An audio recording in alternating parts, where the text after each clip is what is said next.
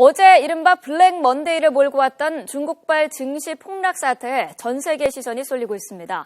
경기 둔화 우려와 새해 처음 도입된 서킷 브레이커 시스템이 중국 투자자들을 공황 상태로 몰고 갔다는 분석인데요. 베이징 연결해서 중국 증시 상황 자세히 알아보겠습니다. 서봉옥 특파원. 네, 베이징입니다. 네, 먼저 오늘 중국 증시는 어떻게 출발했습니까? 네, 어제 7% 가까이 떨어지면서 두 번이나 서킷 브레이커가 발동된 끝에 거래가 완전 정지가 됐었는데요. 중국 증시는 오늘 3% 이상 떨어지면서 출발하면서 불안감을 가중시켰습니다. 하지만 점차 상승세로 회복하면서 지금은 0.87%가 오른 모습이고요.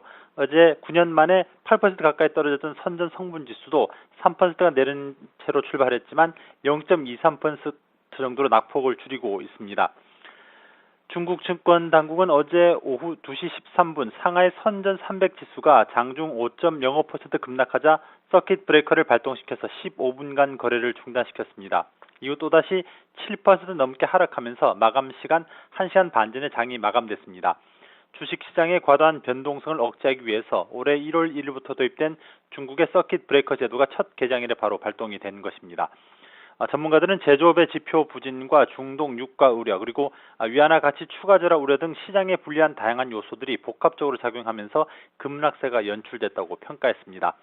경제 전문가들은 올해 중국 경제 성장률이 25년 만에 최저치를 기록할 것으로 내다보고 있고요.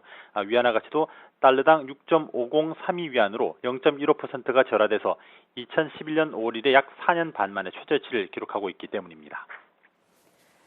네, 이런 폭락장에도 어제 중국 당국 시장을 진정시킬 별다른 대책을 발표하지 않았는데 중국 증시 불안이 계속될까요?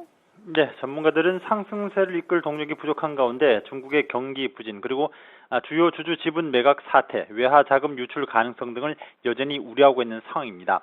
이에 따라 중국 주식시장의 약세는 당분간 마지노선인 3,000이나 3,100까지 더 이어질 것이라는 전망이 우세한데요. 말씀드린 주요 주주들의 보유 물량이 다시 거래되면 시장에 부담을 줄 것이기 때문입니다. 이렇게 되면서 당국도 당초 폭락의 단초가 됐던 주요 주주 지분 매각 제한 조치 해제를 보류할 뜻을 내비치고 있는 상황입니다. 이번 사태를 통해서 전반적인 경제 지표가 회복 신호를 보이지 않는 상황에서 과대 포장돼서 충격에 취약한 중국 증시의 문제점도 다시 드러났습니다.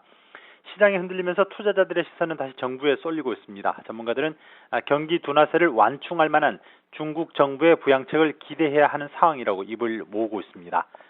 지금까지 베이징에서 전해드렸습니다.